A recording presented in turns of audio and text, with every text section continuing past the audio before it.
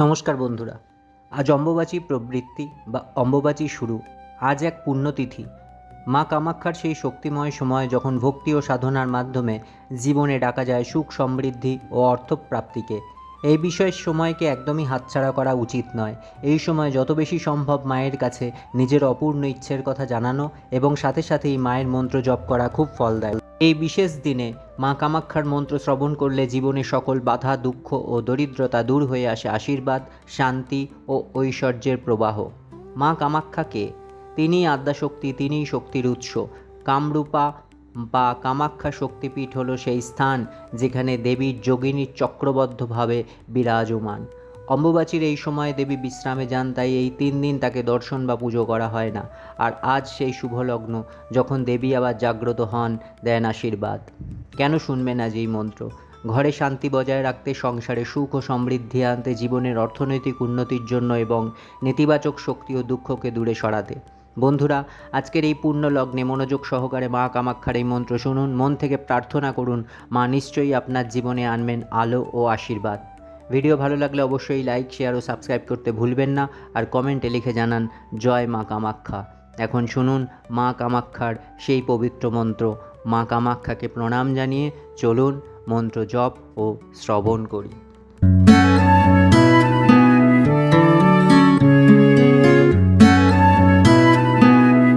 Claim claim মা Kamakhya, claim claim নমঃ। Claim claim মা কামাখ্যা, ক্লিম ক্লিম নমঃ।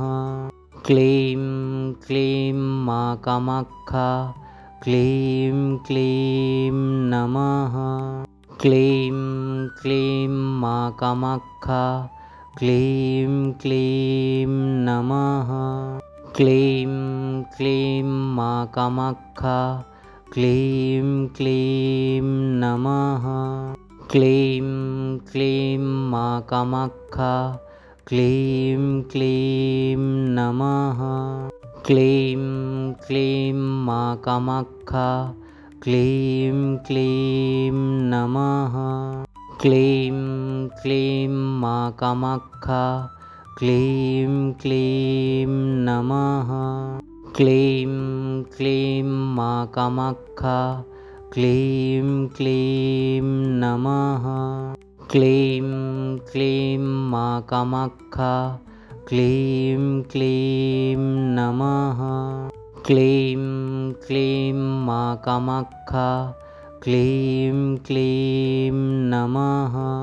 ক্লিম ক্লিম মা কামাখ্যা, ক্লিম ক্লিম নমঃ। ক্লিম ক্লিম মা কামাখ্যা, ক্লিম ক্লিম নমঃ। ক্লিম ক্লিম মা কামাখ্যা, ক্লিম ক্লিম নমঃ। ক্লিম ক্লিম মা কামাখ্যা, ক্লিম ক্লিম নমঃ। ক্লিম ক্লিম মা কামাখ্যা, ক্লিম ক্লিম নমঃ। ক্লিম ক্লিম মা কামাখ্যা, ক্লিম ক্লিম নমঃ। ক্লিম ক্লিম মা কামাখ্যা, ক্লিম ক্লিম নমঃ। ক্লিম ক্লিম মা কামাখ্যা, ক্লিম ক্লিম নমঃ। ক্লিম ক্লিম মা কামাখ্যা, ক্লিম ক্লিম নমঃ। ক্লিম ক্লিম মা কামাখ্যা, ক্লিম ক্লিম নমঃ। ক্লিম ক্লিম মা কামাখ্যা, ক্লিম ক্লিম নমঃ। ক্লিম ক্লিম মা কামাখ্যা, ক্লিম ক্লিম নমঃ। ক্লিম ক্লিম মা কামাখ্যা, ক্লিম ক্লিম নমঃ। ক্লিম ক্লিম মা কামাখ্যা, ক্লিম ক্লিম নমঃ। ক্লিম ক্লিম মা কামাখ্যা, ক্লিম ক্লিম নমঃ। ক্লিং ক্লিং মা কামাখ্যা, ক্লিং ক্লিং নমঃ। ক্লিং ক্লিং মা কামাখ্যা, ক্লিং ক্লিং নমঃ। ক্লিং ক্লিং মা কামাখ্যা, ক্লিং ক্লিং নমঃ। ক্লিং ক্লিং মা কামাখ্যা, ক্লিং ক্লিং নমঃ। ক্লিং ক্লিং মা কামাখ্যা, ক্লিং ক্লিং নমঃ। ক্লিং ক্লিং মা কামাখ্যা, ক্লিং ক্লিং নমঃ। ক্লিং ক্লিং মা কামাখ্যা, ক্লিং ক্লিং নমঃ। ক্লিং ক্লিং মা কামাখ্যা, ক্লিং ক্লিং নমঃ। ক্লিং ক্লিং মা কামাখ্যা, ক্লিং ক্লিং নমঃ। ক্লিং ক্লিং মা কামাখ্যা, ক্লিং ক্লিং নমঃ। ক্লিং ক্লিং মা কামাখ্যা, ক্লিং ক্লিং নমঃ। ক্লিং ক্লিং মা কামাখ্যা, ক্লিং ক্লিং নমঃ। ক্লিং ক্লিং মা কামাখ্যা, ক্লিং ক্লিং নমঃ। ক্লিং ক্লিং মা কামাখ্যা, ক্লিং ক্লিং নমঃ। ক্লিং ক্লিং মা কামাখ্যা, ক্লিং ক্লিং নমঃ। ক্লিং ক্লিং মা কামাখ্যা, ক্লিং ক্লিং নমঃ।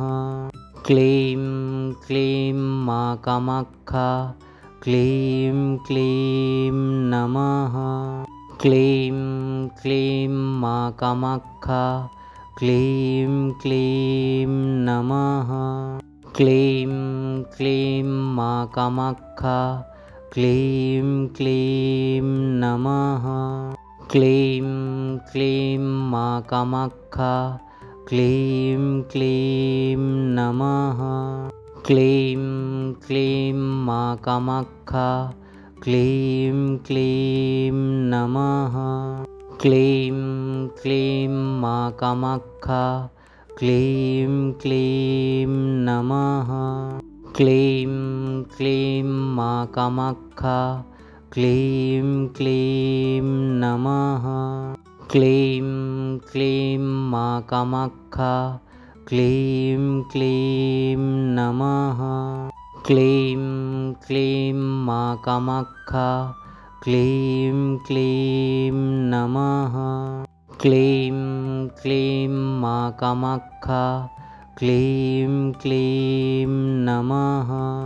ক্লিং ক্লিং মা কামাখ্যা, ক্লিং ক্লিং নমঃ।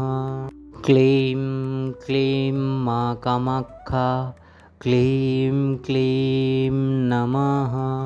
ক্লিং ক্লিং মা কামাখ্যা, ক্লিং ক্লিং নমঃ। ক্লিং ক্লিং মা কামাখ্যা, ক্লিং ক্লিং নমঃ। ক্লিং ক্লিং মা কামাখ্যা, ক্লিং ক্লিং নমঃ। ক্লিং ক্লিং মা কামাখ্যা, ক্লিং ক্লিং নমঃ। ক্লিং ক্লিং মা কামাখ্যা, ক্লিং ক্লিং নমঃ। ক্লিং ক্লিং মা কামাখ্যা, ক্লিং ক্লিং নমঃ। ক্লিং ক্লিং মা কামাখ্যা, ক্লিং ক্লিং নমঃ। ক্লিং ক্লিং মা কামাখ্যা, ক্লিং ক্লিং নমঃ।